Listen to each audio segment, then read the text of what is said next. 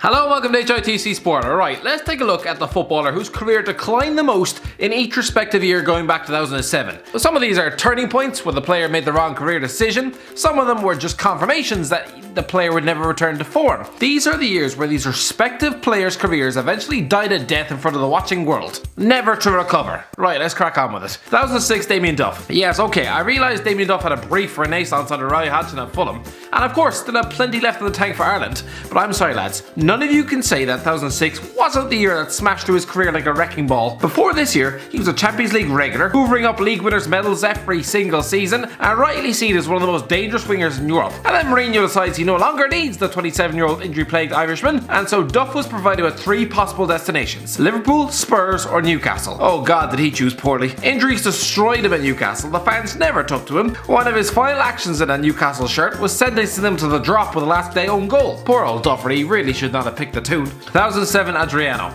This was a sad story. Adriano was only 25 years old in 2007 and yet still completely washed up. This man was supposed to be the next Ronaldo. He'd hit nearly 60 goals in his first 3 seasons up front of the San Siro, ripped up the 2005 Confederations Cup for Brazil, found himself linked with Chelsea every transfer window, and looked set to become the most feared centre forward of the decade. And then personal troubles hit, like the death of his father driving him to the drink, and so 2007 was the year he hit 3 league goals all year long. Just 3! From a man who 18 months earlier had been feasting on defences like they were KFC family buckets. Now he was just feasting on KFC family buckets as if they were KFC family buckets. Poor old Adriano, he never recovered. For Christ's sake, he only scored 3 league goals in European football after that for the rest of his career, before retiring a washed up pizza stain out the back arse of Miami. 2008, Andriy Shevchenko. To be honest, we probably shouldn't have been too surprised considering the man was in his 30s, but 2008 was probably the year the final nail was stuffed in the coffin of Andriy Shevchenko's professional career. Just 2 years earlier, this fella was playing in a Champions League final. Then, after embarrassing himself in Istanbul, he wound up at Chelsea in a £30 million deal the following summer. By 2008, he found himself firmly stapled to the bench at Stamford Bridge. Must have been a hammer blow to the old self-esteem for the former Ballon d'Or winner. So he finished up his last season at Chelsea with just 5 pitiful league goals. He was then handed a return to the San Siro to see if he could recapture a shred of form and or dignity. 18 league games, not 1 single goal. Pretty much ensuring to the world that no, arguably the most lethal centre forward of his generation was dead, and in his place was just some washed up pile of dead hair feebly limping around the pitch. 2009, Robbie Keane. I could touch on Michael Johnson, Man City's former Stevie G successor, the original Phil Foden if you like, who went missing in action for a few years before being spotted tucking into a steak and kidney pie. But no, let's go for Robbie Keane. Now don't get me wrong, he was still barreling them in for Ireland, but on the domestic front, oh, this was where his career began to unravel. 1 year earlier, this man struck up the deadliest partnership in English football, with he and Dimitar Berbatov racking up a combined 46 goals between them in 1 season, as Spurs ended their trophy drought and both of them got their dream moves to Champions League clubs. 2008 was supposed to have been the year that Keane took the next step in his career and established himself as one of the best strikers in Europe. Nah, it didn't happen, and so he began 2009 by being coughed back to Spurs in an embarrassing cut price deal. Clearly the 29-year-old's confidence had been poleaxed with a spear, only scoring 6 league goals throughout the entire calendar year, ending with him getting punted out the door to Scotland, setting in motion a chain of depressing loan deals,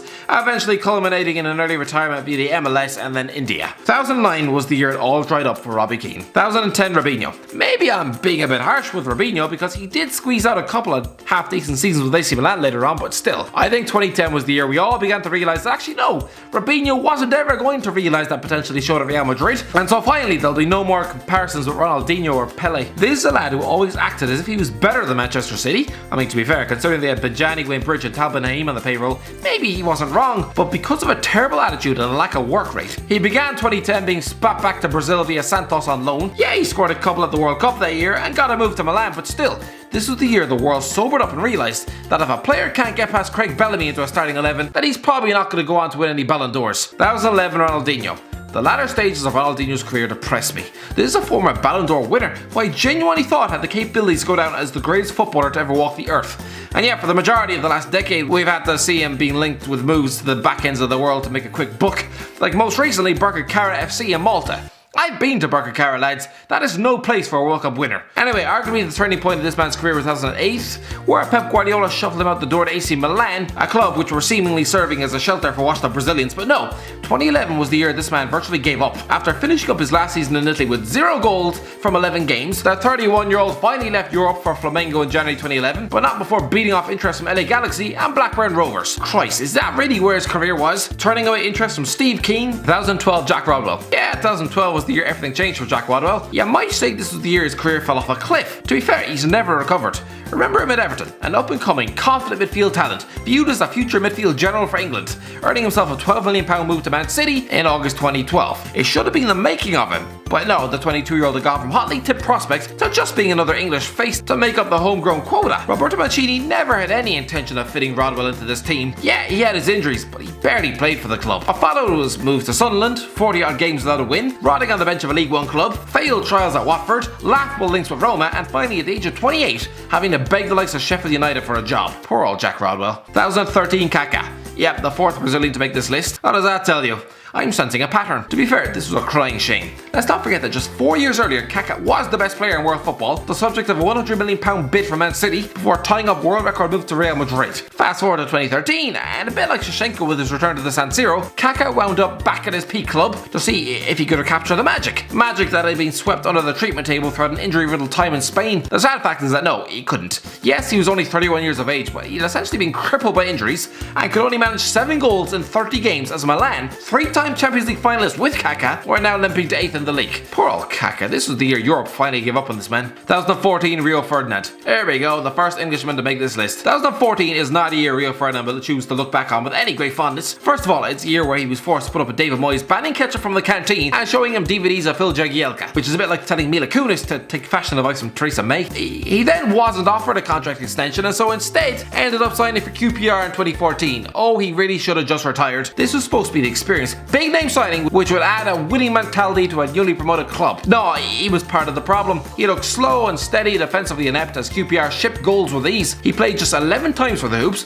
got humiliated 4-0 in his return at Old Trafford. Oh yeah, and still found time to tip himself with a Manchester United job. Oh Rio, just no. 2015 Fernando Torres. Now don't get me wrong, I was damn close to selecting Radamel Falcao, a man who went through the entire 2015 scoring 2 league goals for 2 different clubs. But the lad wasn't finished. For Christ's sake, he still had over 60 goals left in his locker back in France, including strikes in Champions League knockout rounds, so I can't include him. Instead, let's go for Fernando Torres. Yeah, you might say his turning point was that 2011 move to Stamford Bridge, but to be fair, he did have some good times in West London. I mean, not many, but some. 2015, that was the year the light went out on his career. This was Fernando Torres' final chance at redemption. He'd already failed at Chelsea and then AC Milan on loan. Christ, that's the 5th time that club has been mentioned in this list. Are they just now a retirement home for over-the-hill footballers? So he returns back to Spain to his hometown club to try and recapture his world-class form.